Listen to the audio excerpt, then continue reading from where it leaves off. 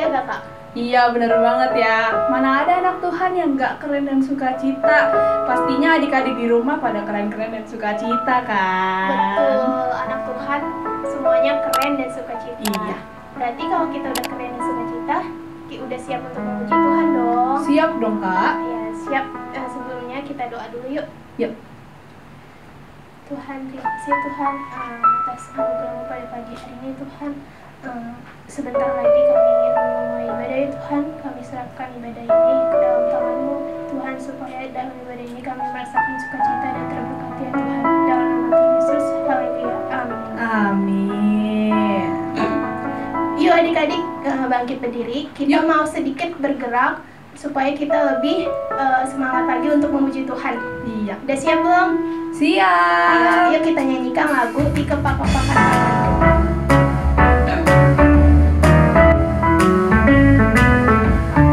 Di kepak-kepakan tanganku, digoyang-goyangkan badanku, agar tubuh sehat dan kuat untuk dapat memuji Tuhan.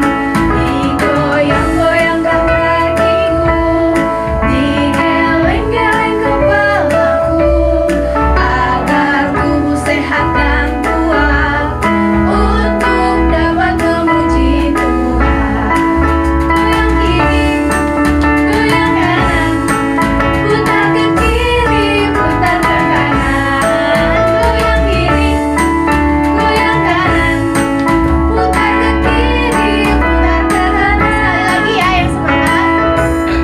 Di kepak-kepakan tanganku, digoyang-goyangkan badanku, agar tubuh sehat dan kuat untuk dapat memuji Tuhan. Digoyang-goyangkan kakiku, digeleng-geleng kepalaku, agar tubuh sehat dan kuat untuk dapat memuji Tuhan. Goyang kiri, goyang kanan, putar ke kiri, putar ke kanan. Goyang kiri, goyang kanan, putar ke kiri, putar ke kanan. Putar ke kiri, putar ke kanan.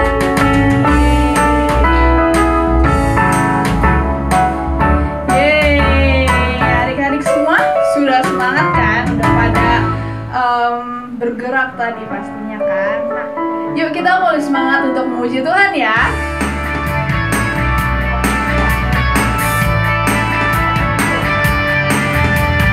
Sungai sukacitamu mengalir dalamku. Oh yes, yes yes yes. Anggur sukacitamu melimpah dalamku. Ku menari dan bersuka, pujimu di setiap waktu, sebab sungai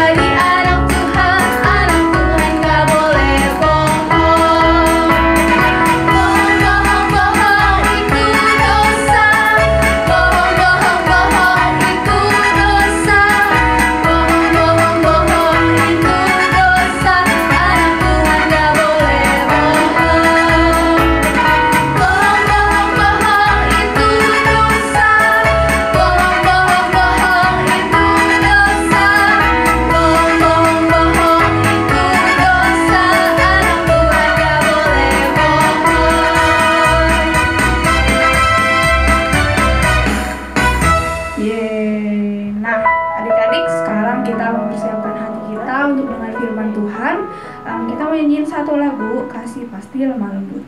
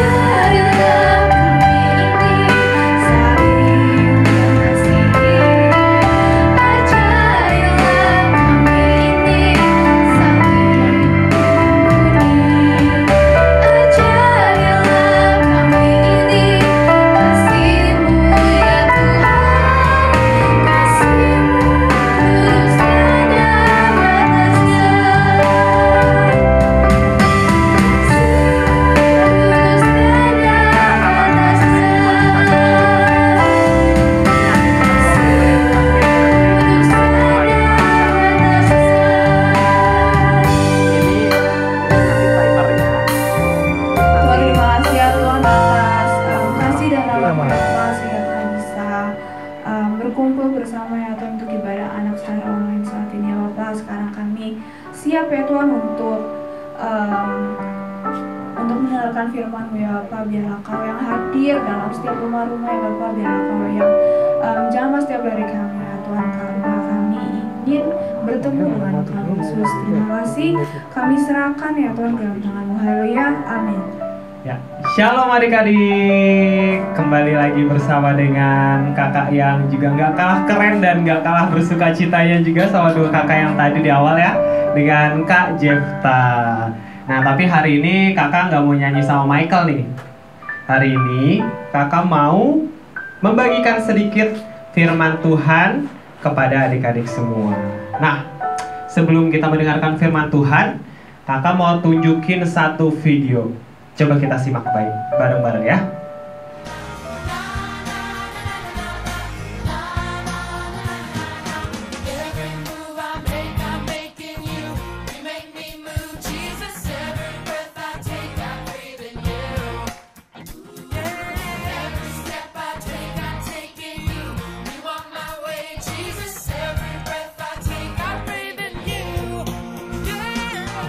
Ya, nah gimana adik-adik semua? Tadi videonya bagus gak? Bagus ya, tadi kita udah ngeliat gimana orang-orang bisa nari kompak, gerakannya bagus, semuanya bersuka cita memuji nama Tuhan. Nah, di Alkitab adik-adik ada nih satu cerita tentang seseorang yang menari juga adik-adik. Tapi menarinya sampai dihina sama istrinya sendiri. Kira-kira siapa ya? Ada yang tahu nggak? Yang di rumah? Siapa? Ya, betul sekali. Dia adalah Daud, ya, raja Israel yang paling terkenal, gitu ya. Seperti yang 2 minggu yang lalu Kak Michelle udah membawakan firman Tuhan juga tentang Daud. Hari ini kakak juga mau bawain cerita tentang Raja Daud. Oke, kita buka sama-sama yuk di dalam 2 Samuel 6. Yo, ambil Alkitabnya, kakak tungguin. Hitung ya, 1 sampai 50. Oh, jangan kelamaan ya. 1 sampai 5 aja. 1, 2, 3, 4, 5. Sudah? 2 Samuel 6. Ayat berapanya nanti kita akan buka sama-sama. Yang penting adik-adik semua buka dulu 2 Samuel 6. Ini adalah cerita tentang Raja Daud yang mau memindahkan tabut perjanjian. Adik-adik tahu tabut perjanjian nggak? Tabut perjanjian itu yang bentuknya kayak gini nih. Nah, tahu nggak? Ya, kalau di zaman dulu, zamannya bangsa Israel, tabut perjanjian ini merupakan lambang dari kehadiran Tuhan sendiri, adik-adik. Jadi ketika di mana ada tabut itu, di situ ada Tuhan. Di situ Tuhan hadir, gitu ya. Jadi tabut Allah, tabut perjanjian ini menggambarkan kehadiran Tuhan. Nah, setelah Daud diurapi oleh Samuel menjadi raja atas bangsa Israel, Daud berpikir, wah, saya nih kan akan memerintah nih atas bangsa Israel. Rumah saya, kerajaan saya akan saya dirikan di Yerusalem. Alangkah baiknya kalau tabut perjanjian ini saya pindah juga ke Yerusalem. Nah, akhirnya Raja Daud memindahkan tabut perjanjian itu tadi dari rumah seorang yang namanya Abinadab. Siapa? Abinadab. Dari seorang yang bernama Abinadab ke Yerusalem. Nah, untuk memindahkan tabut perjanjian ini adik-adik, itu Raja Daud nggak sendirian gitu ya. Nggak cuma, walaupun nggak gede-gede amat gitu ya tabut perjanjiannya, tapi yang ikut membawa tabut perjanjian itu ada 30.000 orang. Banyak atau sedikit ya? Banyak banget ya, 30.000 orang. Nah, adik-adik, bersama-sama dengan 30.000 orang itu, Raja Daud memindahkan tabut perjanjian dari rumah siapa? Rumah Abinadab ke Yerusalem. Yang menarik nih adik-adik, ternyata Raja Daud nggak cuma nenteng gitu aja tabut perjanjiannya, enggak.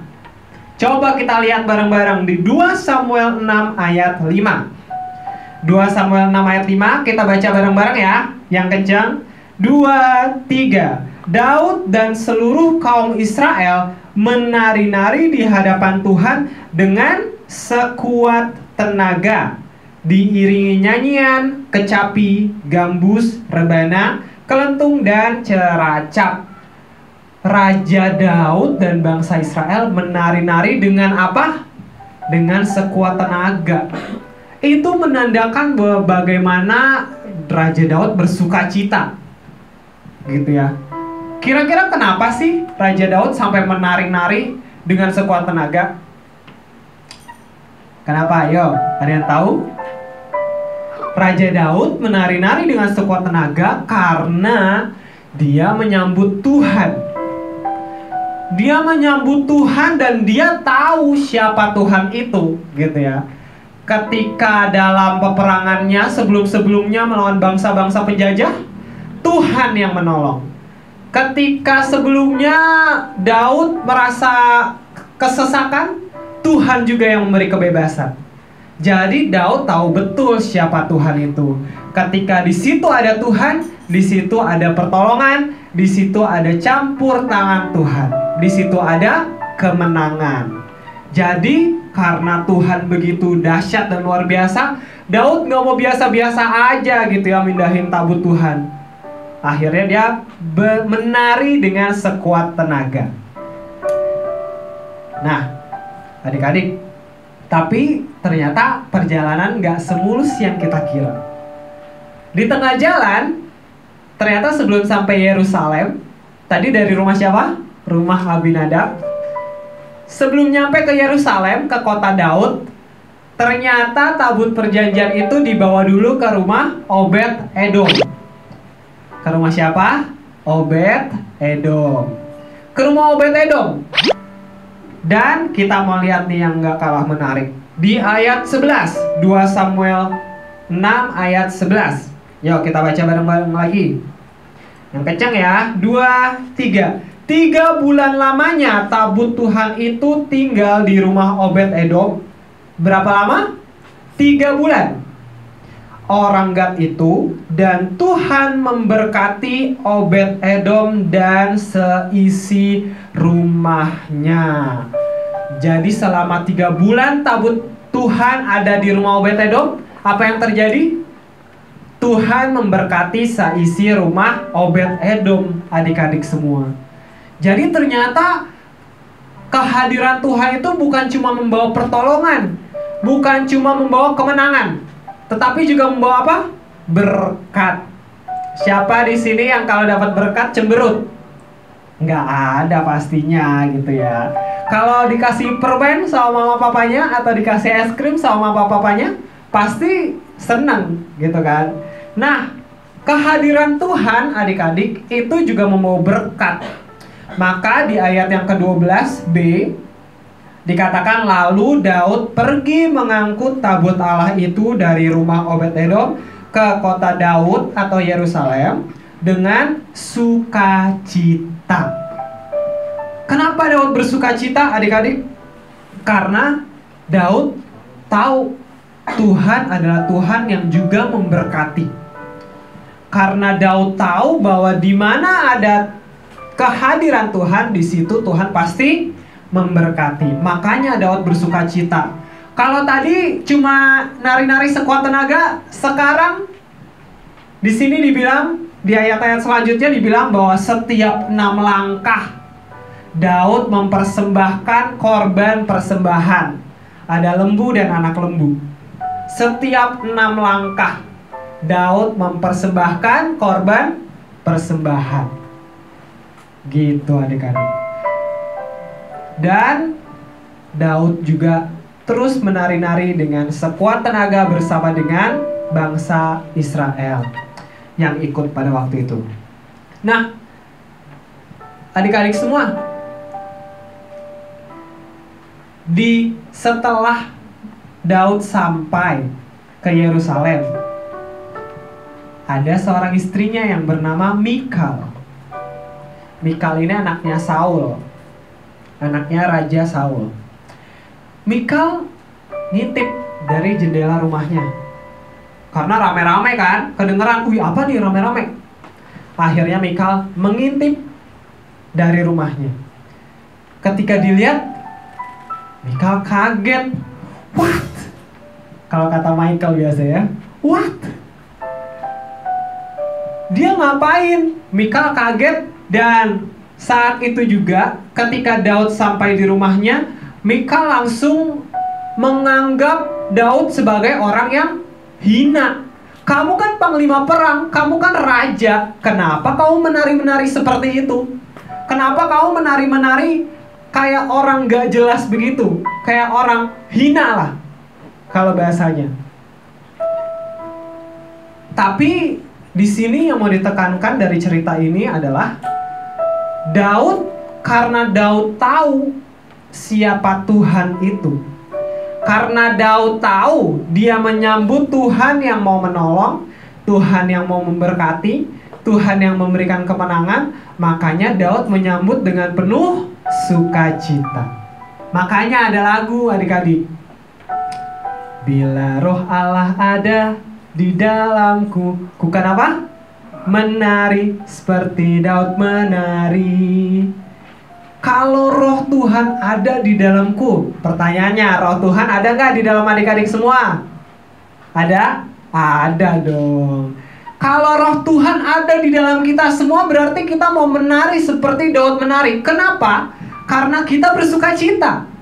Kenapa? Karena kita tahu kalau Tuhan ada di dalamku, berarti Tuhan yang akan memberkati, Tuhan yang akan menolong, Tuhan yang akan menopang. Jadi nggak ada alasan tuh untuk anak Tuhan Aduh kak, saya lagi galau. Aduh kak, saya lagi nggak mood hari ini. Nggak ada gitu ya adik-adik. Kalau Tuhan ada di dalam kita, berarti kita harus bersuka cita. Karena kita tahu Tuhan yang senantiasa memberkati kita semua. Nah, dari cerita Raja Daud hari ini, kakak mau ingetin bahwa yang namanya anak-anak Tuhan itu pasti di dalamnya ada, di dalam hatinya ada Tuhan. Dan kalau ada Tuhan di dalam hati kita, berarti kita harus bersukacita selalu.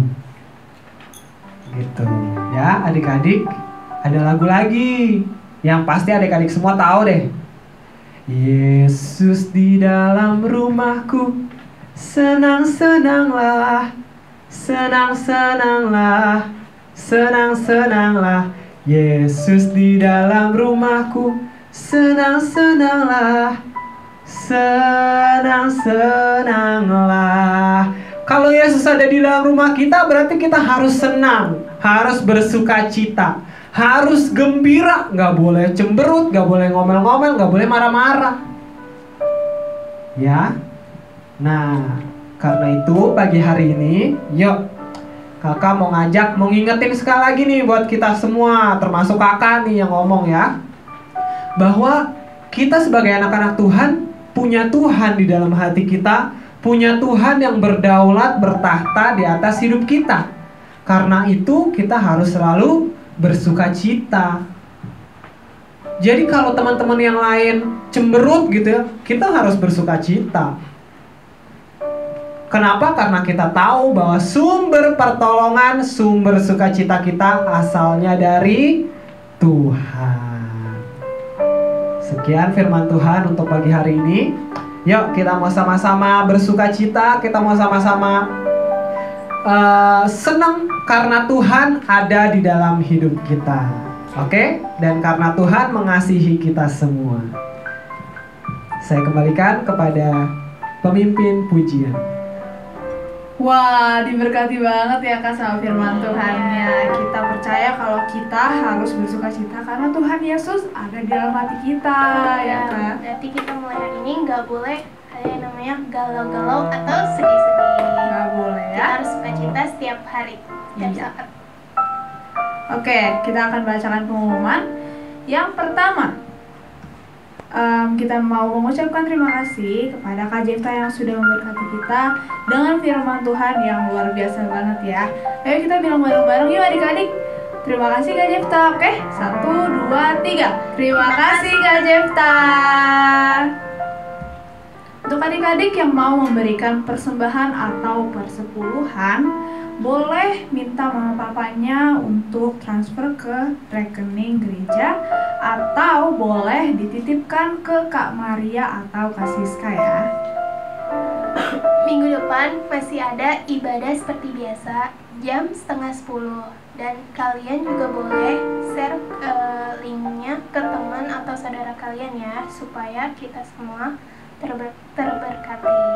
Iya. Oke adik-adik, sekarang kita mau lihat tampilan hasil prakarya yang adik-adik bikin 2 minggu lalu dan juga dokumentasi dari adik-adik yang sudah mendapatkan bingkisan dari mengikuti kuis 2 minggu lalu juga. Siapa ya Kak? Lihat aja ya Kak.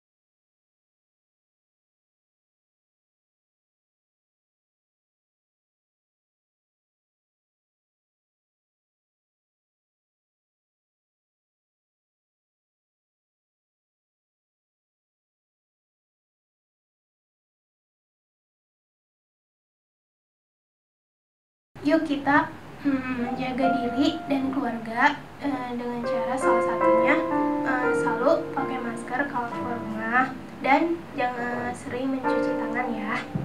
Dan jangan lupa selalu tetap berdoa supaya Tuhan selalu menyertai kita dan memulihkan bangsa kita. Amin. Dan yang terakhir, kita mau mengucapkan selamat ulang tahun untuk adik kita Graciela Evelyn pada tanggal 17 November. Yeay. Selamat ya. Tuhan memberkati, sehat selalu, panjang umur, dan terus setia melayani ya. Oke, adik-adik, sekarang kita mau mengakhiri ibadah kita pada pagi hari ini. Kita mau nyanyikan satu lagu, Terima Kasih Yesusku.